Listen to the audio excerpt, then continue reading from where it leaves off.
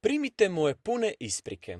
Kako li moje usluge mogu doprinijeti vašemu boljitku? Moju pažnju zauzele su misli i maštarije o putovanju na obalu Jadranskog mora. Divota, ovo sezonsko ljeto bit će odlična prilika za posjetiti ljepote koje pruža istočna obala Jadranskog mora. Dakako, možete li me uputiti u smjeru prijenosnih pomagala za horizontalno boravljanje uz more? Ne samo da ću vas uputiti, nego ću vam praviti i društvo kako ne biste osjećali usamljenost prilikom pronalaska istih. Hvala vam od srca. Imate li kakvu preporuku za mene kako bih mogao provesti svoje dragocjeno vrijeme dok opuštam svoje misli i tijelo uz obalu mora i žamor mnogobrojnih zrikavaca? Volite li kojim slučajem svoj um opustiti uz melodije vama najdražih harmonija, a da pritom ne ometate druge sudionike koji vas okružuju? Ako da, imam elektronsko-auditivni prijenosni uređaj upravo po vašoj mjeri. Izvrsna primjetka. Bili ste mi od iznimne pomoći. Želim vam svaku dobru nastavku vašega života. Hvala i vama. Želim vam nadasve da što prije pluća ispunite morskim zrakom, srce srećom i veseljem, a um uspomenama koje će trajati čitav život.